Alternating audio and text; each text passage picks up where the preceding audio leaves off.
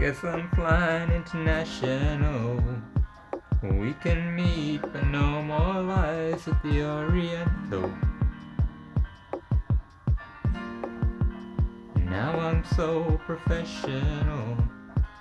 I just need you one more time to get it right, you know. Won't you upgrade? I know it hurts. You deserve it, I know your worth. If you think you can make it happen, we'll keep it optional. We don't make sense enough to give this time. But if you'll be mine, we'll keep it optional. Ooh,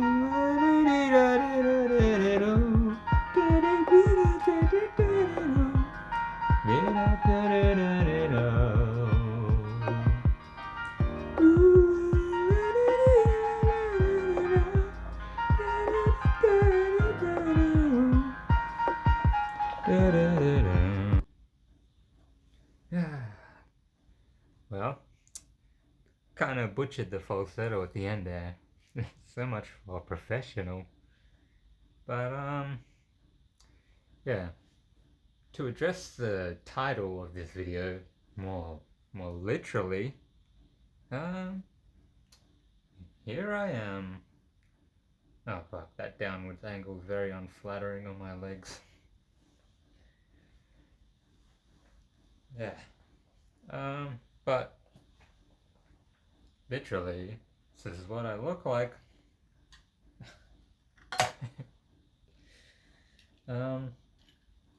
I understand that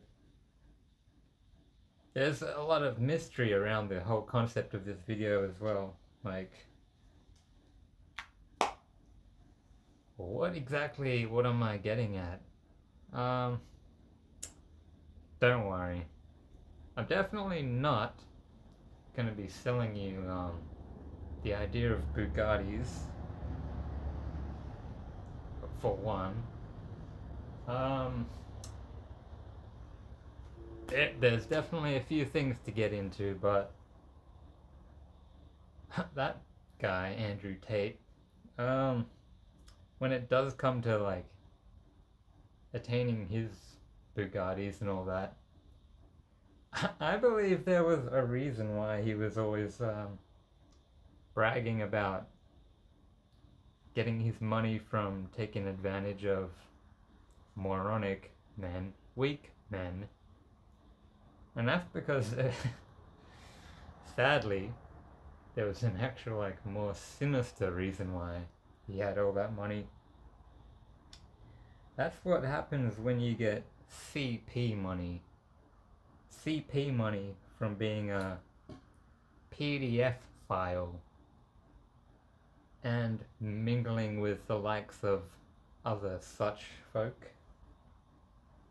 So, I'll tell you right now, I'm definitely not going to be able to sell you the idea of Bugattis, but luckily you really don't need that much money, to be honest. What are you gonna do? You gonna get 10 Bugattis and keep them all parked up at all your little different holiday houses and and your cheese factory that you bought in Romania, your cheese factory that you kicked all the workers out of so that you could turn it into the villain's home harbor base type thing. And yeah, like I was saying, you don't need a lot of money. Like, there are a lot of cool things you can do with, like, not even half the money that you make from CP. You know what that means. I don't know why I put the silencer on with this cloth. it just felt like the thing to do, really. But yeah. So where do I start with this whole thing? I'm not going to tell you everything right now. I'm not even going to tell you, well, there's not enough time for me to ramble in my crusty shed here. But I do wanna share some kind of value. All right. So let's just back up the whole story. All right, All right, what is going on? That is a goddamn hot. That is something that cannot be explained, really. Oh, I mean it can. Okay. Get this concept. Sorry. I'm actually a little bit chilly right now, to be honest. This shed doesn't have insulation. Okay. I'll stop rambling. The more I try not to ramble, the more I just end up rambling. Right. So, you've heard of the whole concept that, like, reality, the conspiracy that reality is some sort of a simulation. Whether or not it's a simulation in, like, the sense of being a digital computer program of some mass scale, or if it's more of an organic thing. I mean, you can't really escape it being some sort of a simulation. It's just the technicality behind it. It's like, it's less important, because when it comes to it all, and don't click off or skip past this. I'm gonna get to it. Hold on. Good, still there. Okay. Good things come to those who wait. I'm probably gonna cut out a lot of this, or I'll tell you when I'll put the part where when I keep shivering because I'm actually cold. And this is probably not gonna be the final take by any means. What was I saying? Simulation. Alright.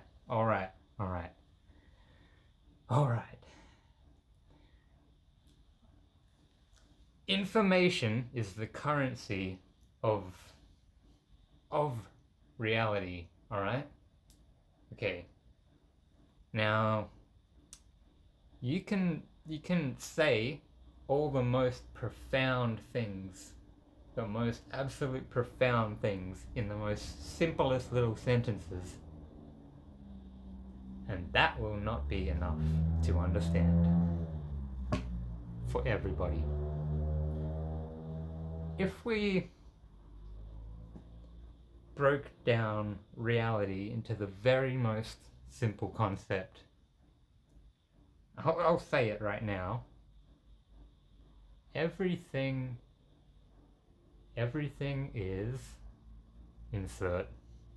People like to say everything is energy, everything is vibrations, everything is frequencies, and all that.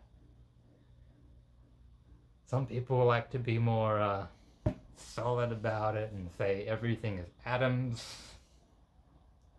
I mean, atoms aren't solid technically, but you know. There's physical. Once everything becomes too vibrational and high frequency, it rattles out of the physical perception of most people. But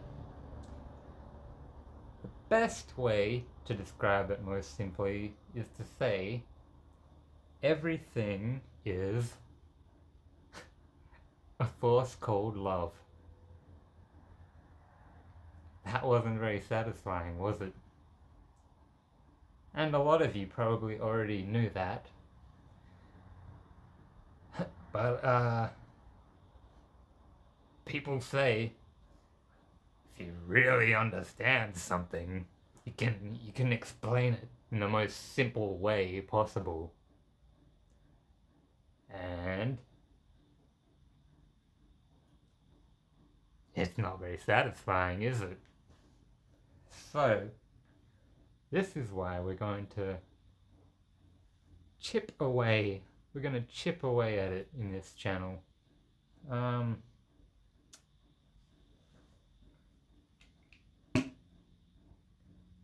That's why all these Bibles and spiritual folk end up like just naturally by default becoming like these oh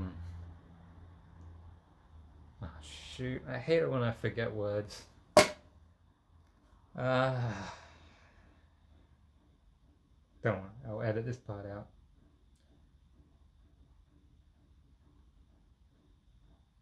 That's why they end up naturally just speaking in riddles, because riddles are a type of poetic language which breaks the mold of regular language. You've probably been introduced to the idea that language itself is a type of prison, right? So, in saying something like, everything is love, that is pure essence of reality. It's just a force that can only be described as love. Love itself is the one true God. You can give it different names and faces and characteristics and all that, but that's just the most correct and basic way to state what is going on. Now, Bibles, blah blah blah, full of metaphors, riddles. That's all a meta language which goes deeper. If you really understand something, you can explain it like you're a trickster, I guess.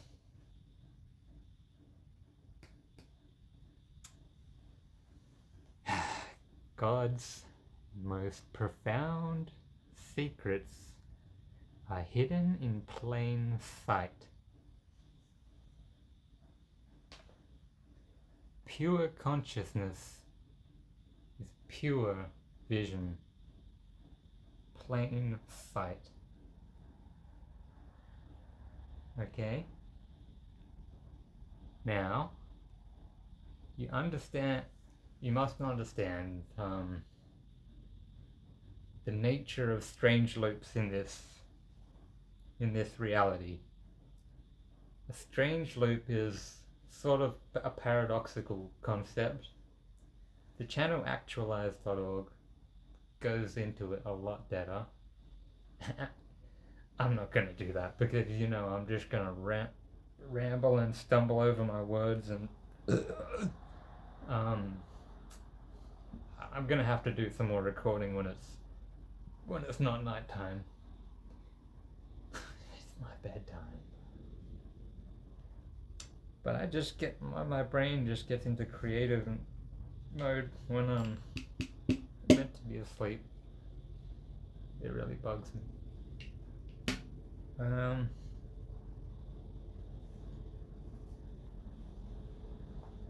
Alright. What was I saying?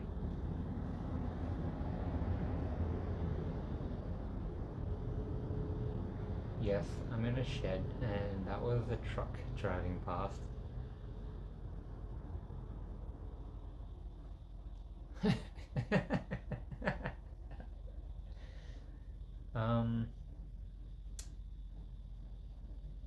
There's just so much to unpack.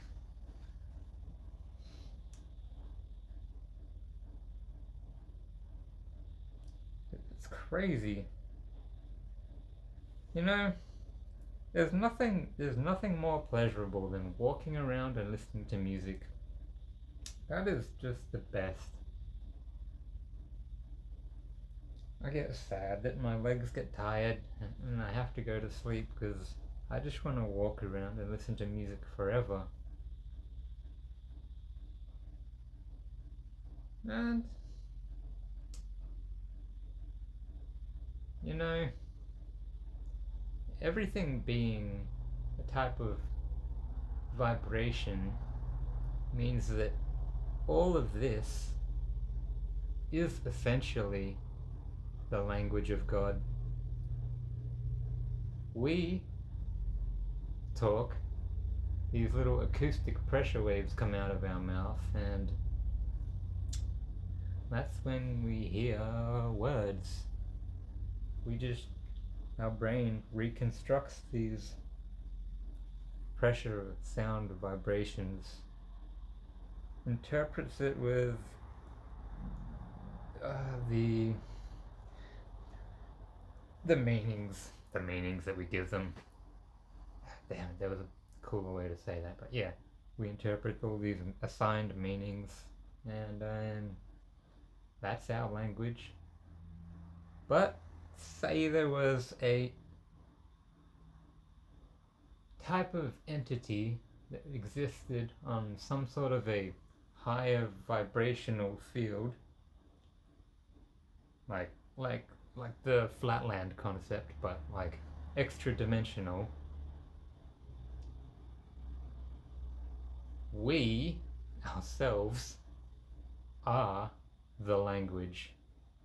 We are the word of gods. So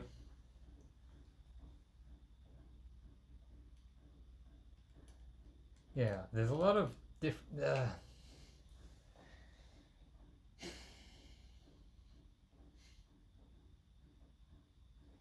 yeah, this stuff actually hurts my brain to try to even attempt, because I guess really I'm not entirely skilled. Well, when it comes to YouTube channels,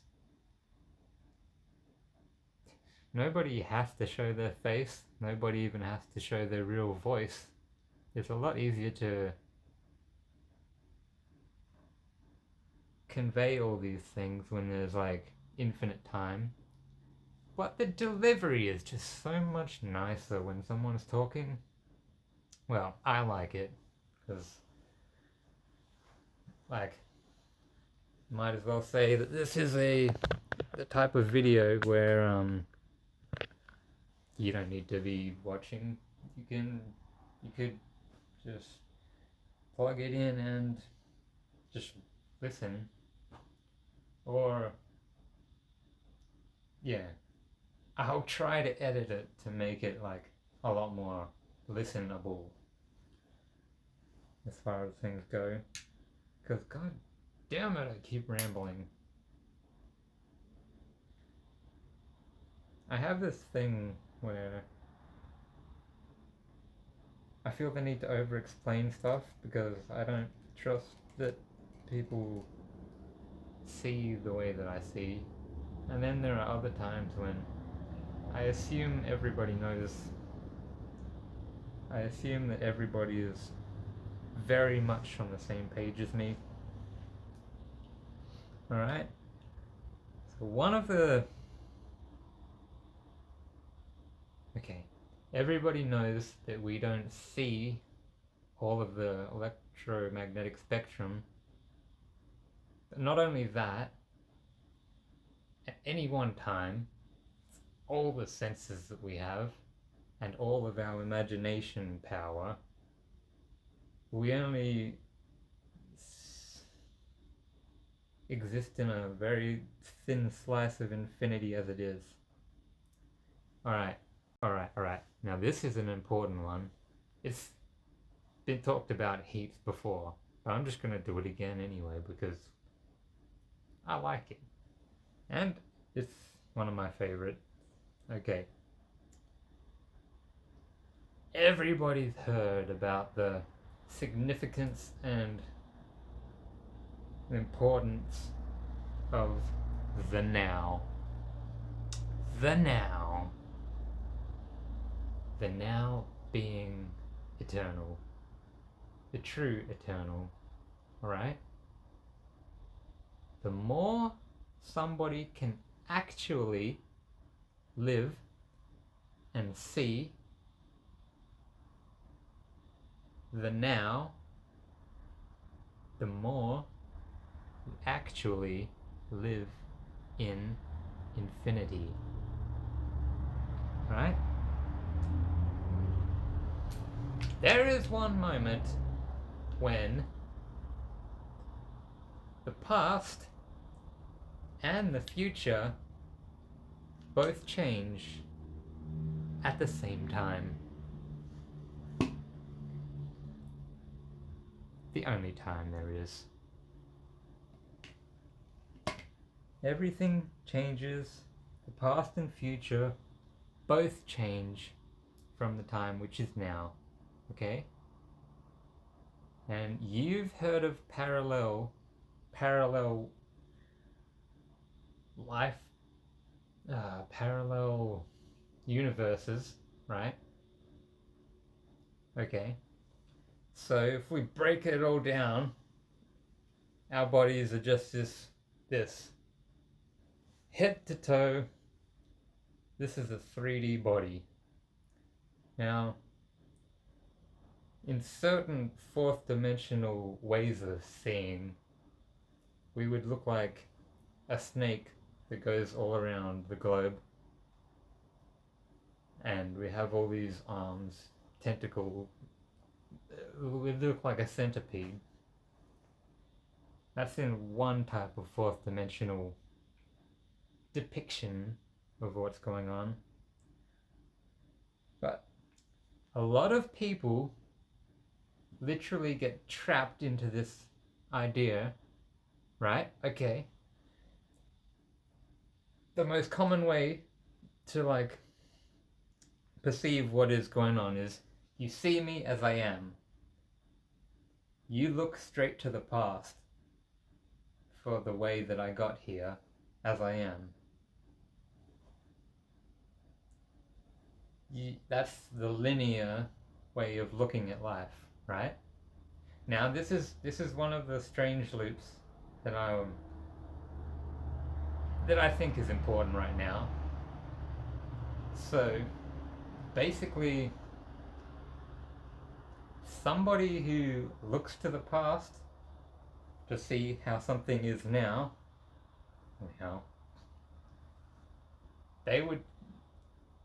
some of them, a lot of the time, they will consider themselves a realist, right? A realist. And it'll be like this,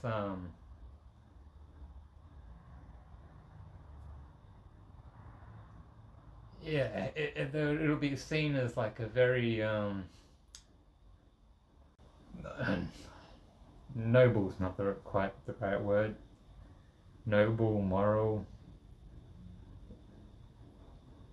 It's like, to be a realist is something to look up to. And within a certain paradigm, that is very much the case. A realist is a very good thing to be. But once you start reaching higher paradigms, to be a realist, what you're really saying is, I'm limited. Right? Pretend your brain, your mind, take away all the fat cells, take away all the blood and all the liquids from it, all the blah blah blah. What the brain is just a electrical network. It's just a network, it's just a computer, right? for the most part. It's a computer. A computer floating in infinity. And you would have heard before that the brain, the subconscious mind, it does not recognize very much difference between imagined events and memories.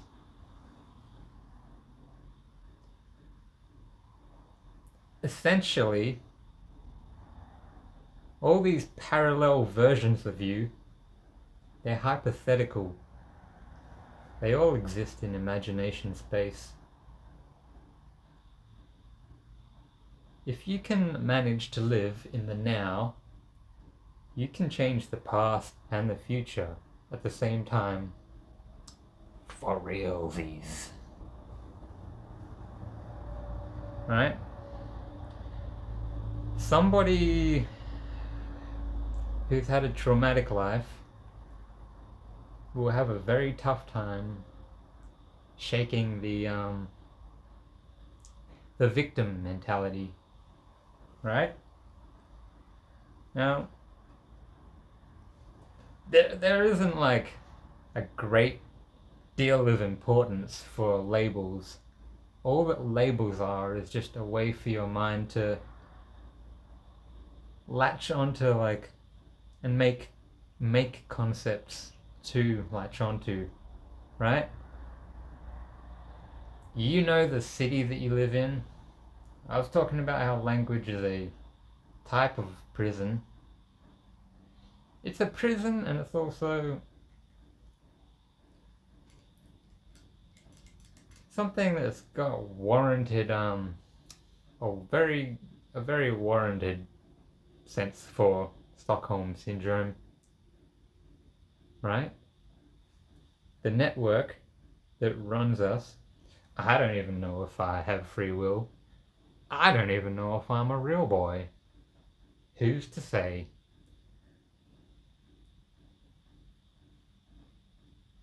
Because I'm watching myself do everything, but I can't really pinpoint the moment that I make it happen.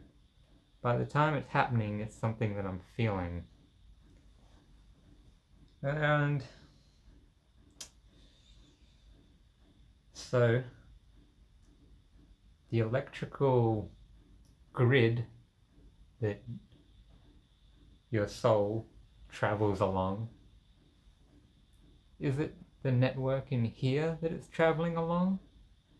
Or is it the energetic network out there that it's traveling along? People already talk about the fact that reality is, so there's physical and there's mental, but physical and mental are tied so tightly at the seams that it is just one thing. The physical and the mental is just, you can't have one without the other, essentially. Like, the nature of this reality is very founded upon polarities, right? It's founded upon the idea of polarities. But each polarity is really a whole thing. You would have heard of how there's hot and there's cold. These are labels. But you would have learned in high school that there is no cold. There is no cold per se. Cold is just the absence of heat. There is no such thing as white people. Every person is actually a shade of whatever that brown, I don't know the technical name, just everybody's brown. There's not even a true black person. Everybody is brown. I know that's sad. That's disappointing for some people to find out. You know who it's disappointing to? Fucking narcissists. That's another label. Like, I'm not obsessed with labels, but it helps people navigate things. Right? I've been rambling about all this stuff, and you probably want me to be talking about like my other YouTube channels. I'm not gonna do that right now. I might do it when I feel it's more important.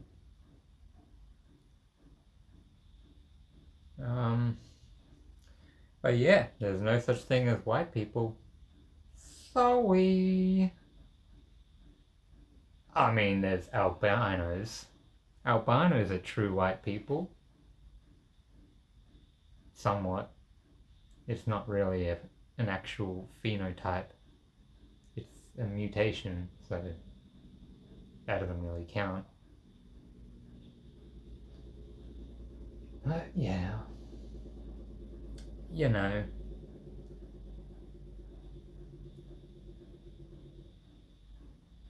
It's comfortable. It's comfortable to think about. It's comfortable to make real with the imagination, isn't it? To make white people a real thing.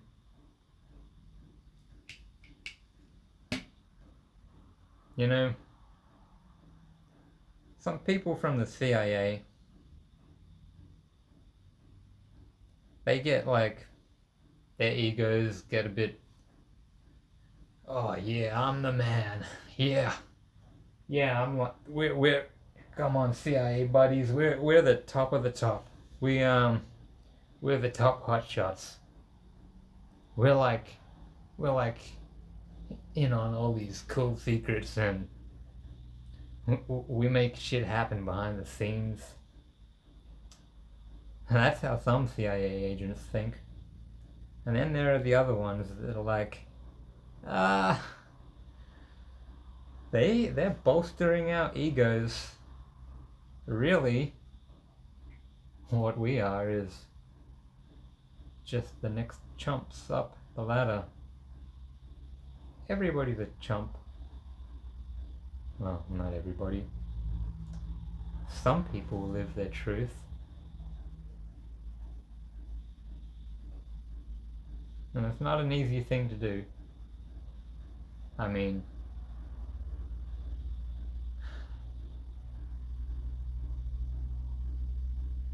it's just like they say.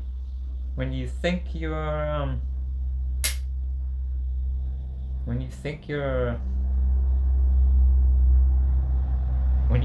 enlightened, that's when you're not. Oh, Yoda put it a little bit better. The key word there was think. You don't necessarily think when you're enlightened. You just be. You are. Thinking is it's a cage. It's the cage. The cage behind the reality. Yeah, so CIA agents, they understand that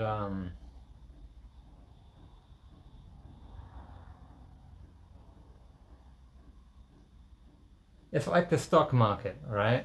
The stock market, there needs to be a level of predictability for it to function in the way that it does. Because if you knew what the stock market is going to definitely do on this date, then just by knowing that, it automatically changes the outcome. It's the same with governing people on a wider scale. The foundation, everyone's been introduced to the concept of a pyramid scheme. At the bottom is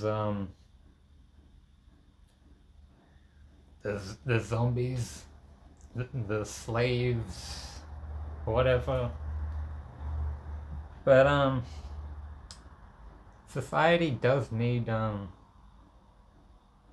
these so-called sleepwalkers for one reason. I mean, everyone also knows the conspiracy where all the elites are purposely dumbing down the population so they're easier to control. It's not that they need you to be dumb per se. They just need you to be predictable. If you're predictable, there is a type of stability. And what I was saying before about comfort, predictability is kind of like, it's a comfort zone.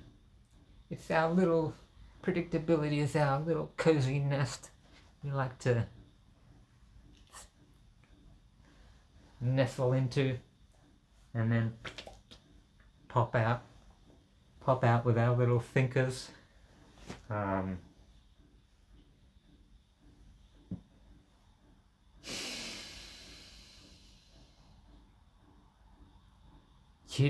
It's not hard to keep a lot of people predictable. The biggest majority of people are just gonna be predictable by default. Now, something that a lot of people don't, there's a lot of things that people don't understand about narcissism, right? When a person is born,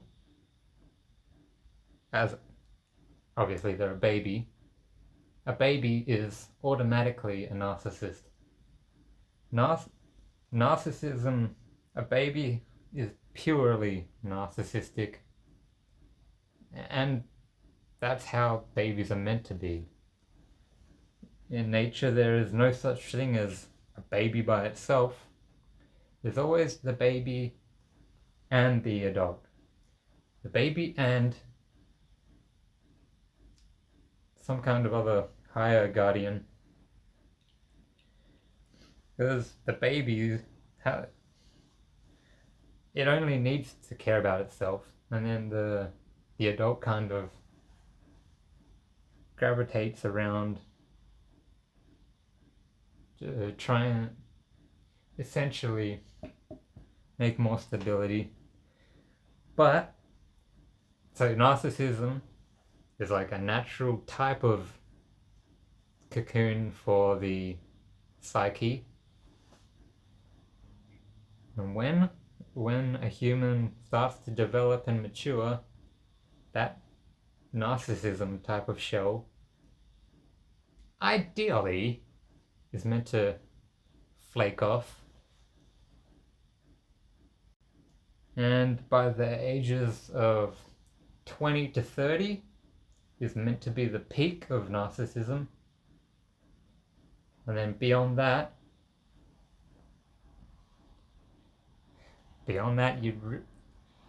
you'd hope the people are a little more self-actualized.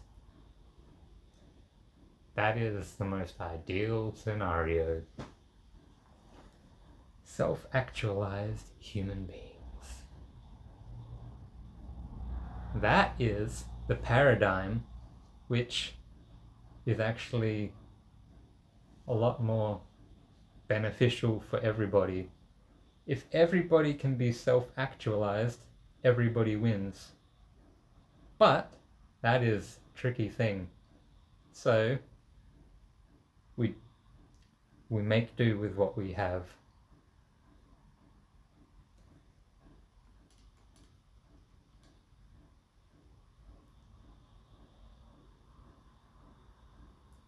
Now, narcissists are known for being manipulative,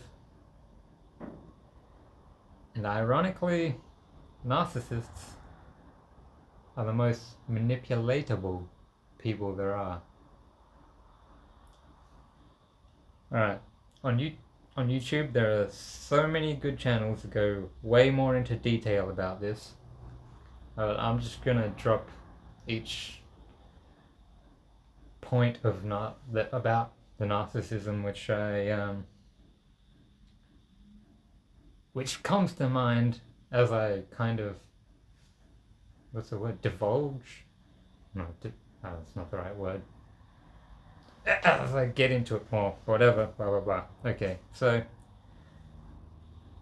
when I was talking about polarities, there's one thing about narcissists is that they are known for black and white thinking.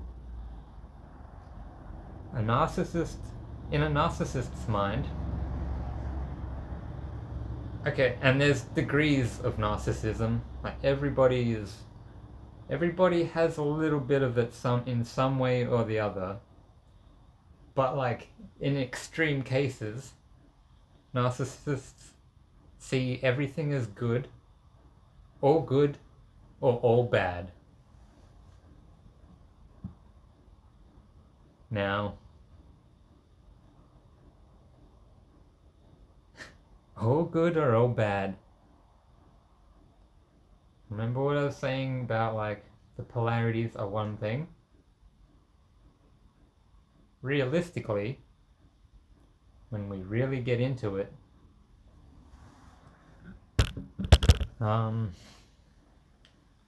there is no such thing as demons. There is no such thing as angels. These are representative figures for the psyche, like stepping stones, like cave paint markings for new people to latch onto. Different, yeah, it's the beaten path.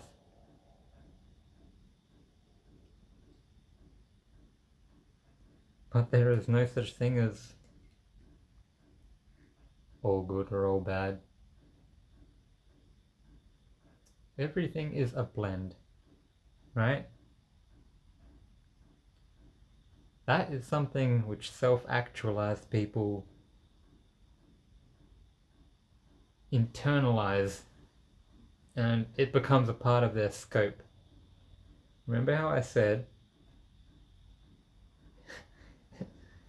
paradoxically, for someone to think that they're realistic minded essentially means that they're limited.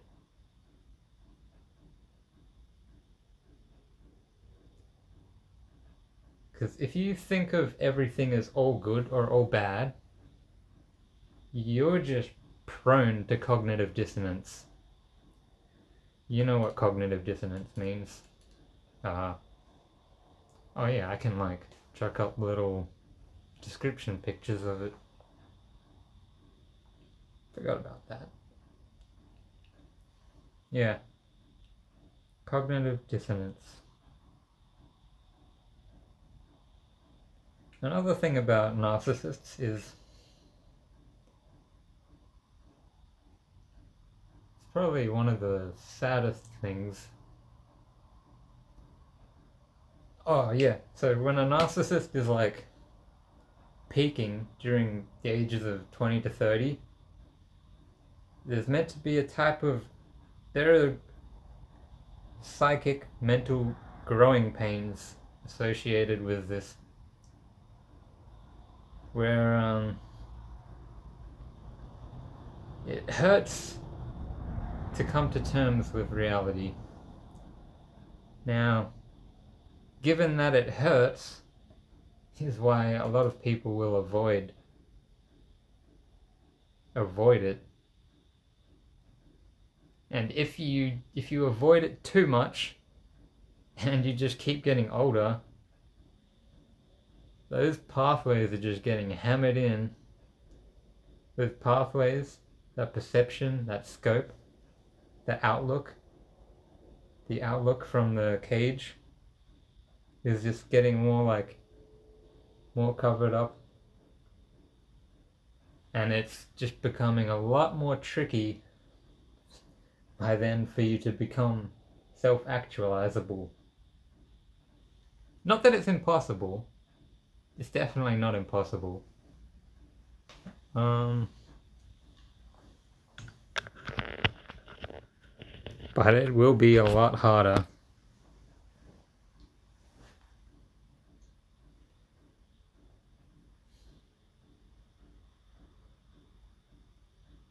Of course, there are a lot of different practices and methods to radically self-transform the mind, neuroplasticity. I'm sure there's a few that come to mind for you.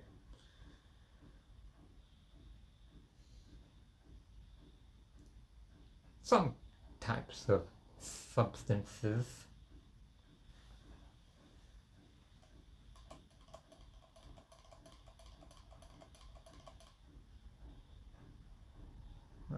You would have seen okay, so in animals, when a predator almost basically kills the animal, but it just happens to not end up killing it. Like, say, a deer gets chased and then the lion falls down the cliff right at the end before it gets the deer. There's a moment in the deer when it sort of accepts death, I guess. Its whole body gets filled with nervous energy. And then it's full of nervous energy. But if it doesn't get eaten, there's a little gestation period. It doesn't feel. There's a period. There's a moment after when the deer has to shake off that energy. People can get that too, like skydiving. Some people will freeze up so much. You might once the event is over, you might get the urge to just run. That'll get the nervous energy out. Right? Traumatic events in childhood lead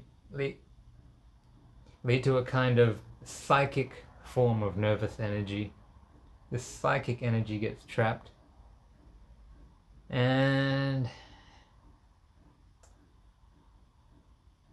if you don't work through it, if you don't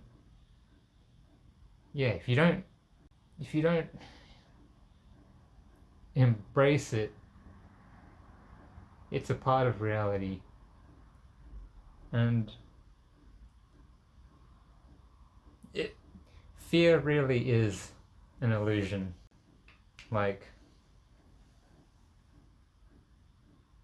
The deer can come this close to death if it didn't see the lion, nothing's changed, but it has faith in death. I mean, we should all have faith in death, really. It's just another polarity. We say we're living right now. I'm living.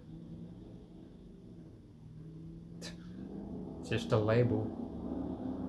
Technically, I'm dying right now. It's both the same thing.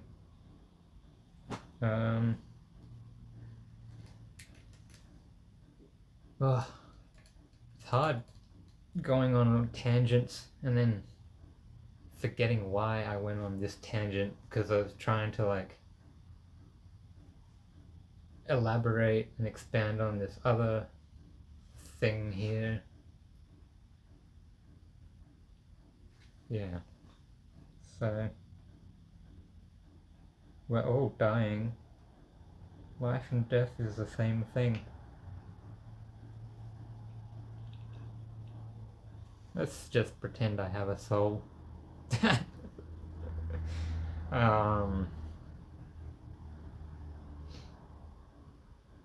Now, I say the time which is now is infinite. This moment is forever.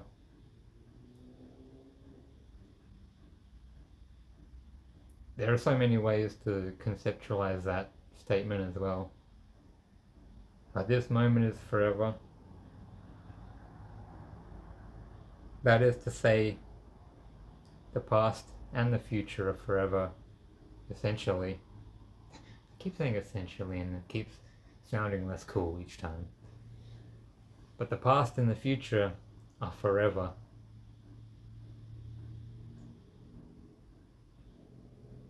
This moment, which is now, is just a tiny little spike in infinity. This is the anomaly.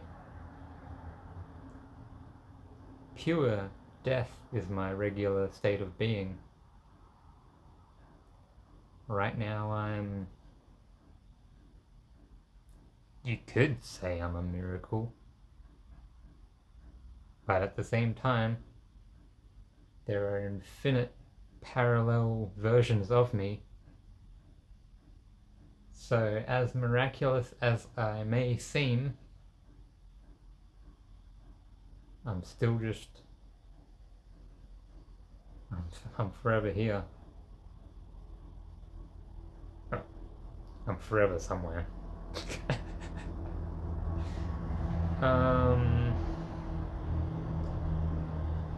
Yeah. Testing this microphone out. It's got a very tinny sound when I try and test it outdoors. I think it's just in the city there's too much traffic. Maybe my ears are just too fussy, but the reviews on this ceremonic microphone aren't super great. Everyone on the internet even mentions how the sound quality is just dog shit. But I mean, I try not to be a perfectionist. I like it.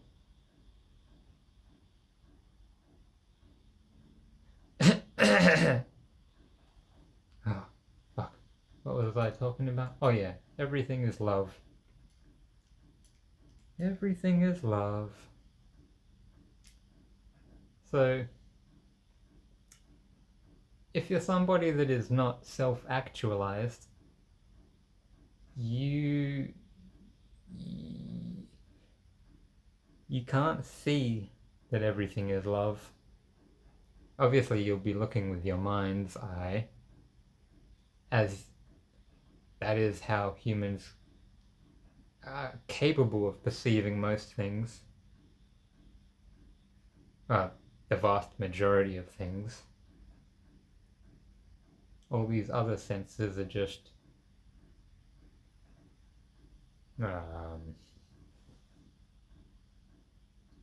the tools to construct, to build the vehicle which will take you to the center of the mandala. Remember, this is the temple. This is a type of temple.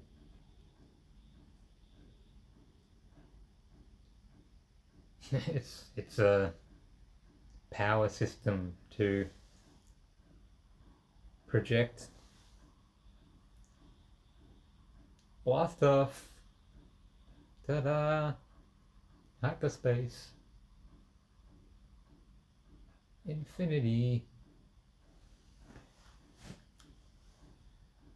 So you don't come to terms with love. Yeah, I guess you just don't have... There's faith. They always talk about faith, don't they? Have faith in the Lord. Help us, Jesus. I mean, there must be like millions of people by now which understand the concept of Jesus. More specifically, Christ consciousness. Christ is a type of consciousness. But when I'm talking about vehicles,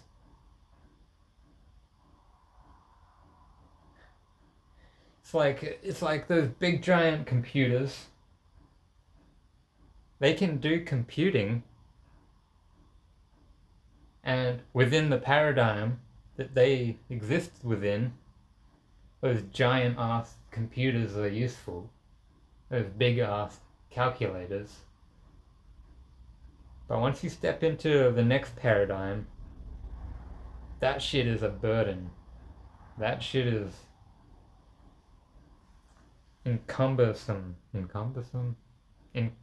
yeah.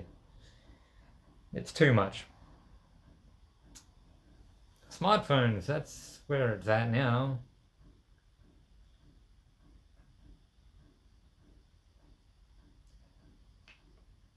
But all these things we don't really like. We don't need these things to gain. Everything I've talked about can be gained from... Some people call it the Akashic Records.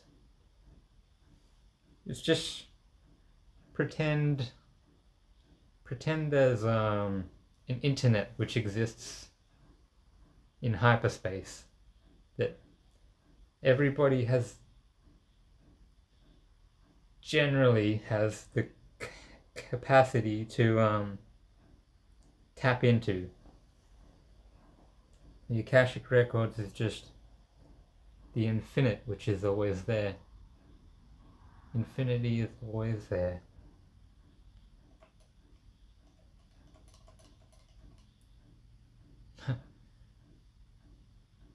But if the computing energy system has a fault, has some walls, some mental walls which it cannot see beyond, then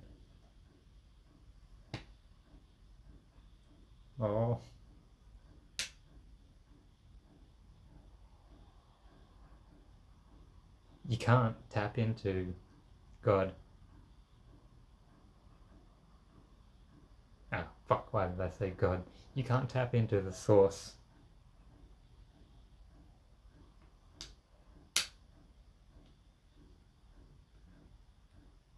You can't inhabit Christ consciousness.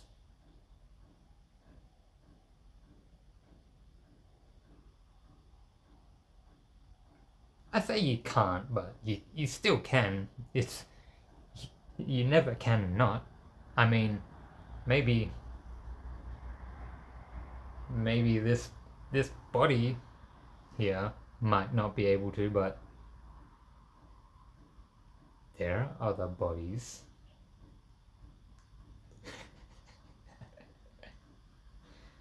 Eventually,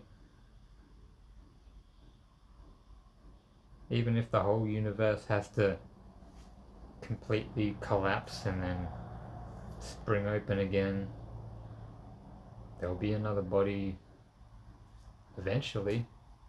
It's like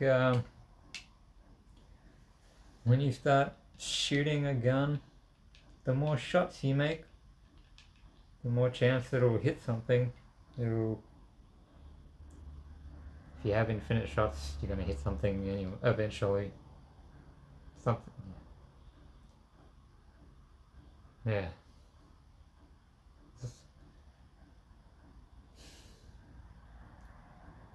Yeah.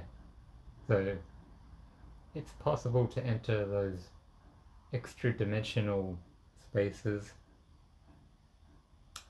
with and without drugs. As Homer Simpson says, there are drugs, and then there are drugs. The spooky drugs. There's spooky drugs, and there are just drugs. Oh, everything's a drug, technically. As Terence McKenna states, and many other philosophers of the like, me included. I'm just a armchair philosopher, self-acquitted, self-proclaimed, whatever word. It's 2 a.m.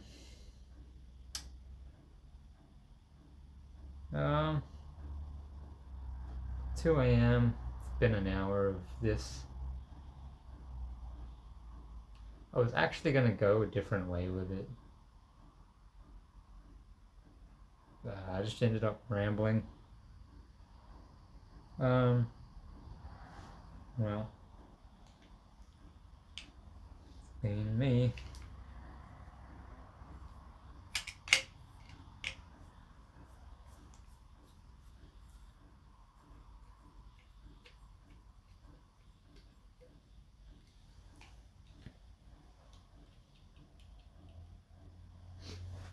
Damn it, I was gonna... Oh, yeah, I guess I can still cut it up and whatnot. But, yeah. I just want you to, take that concept today.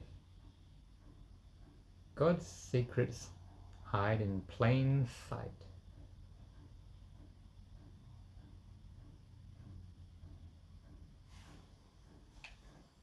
Alright.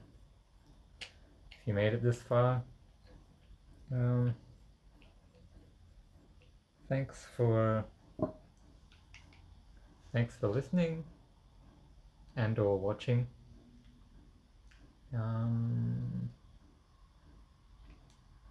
Yeah. And you know, people like Andrew Tate or Mr. Beast, they're just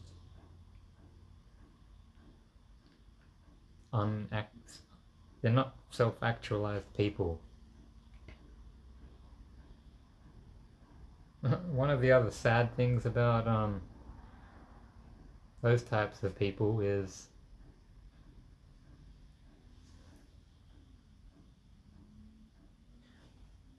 okay. Oh no. Yeah. I'll tell you in the next one.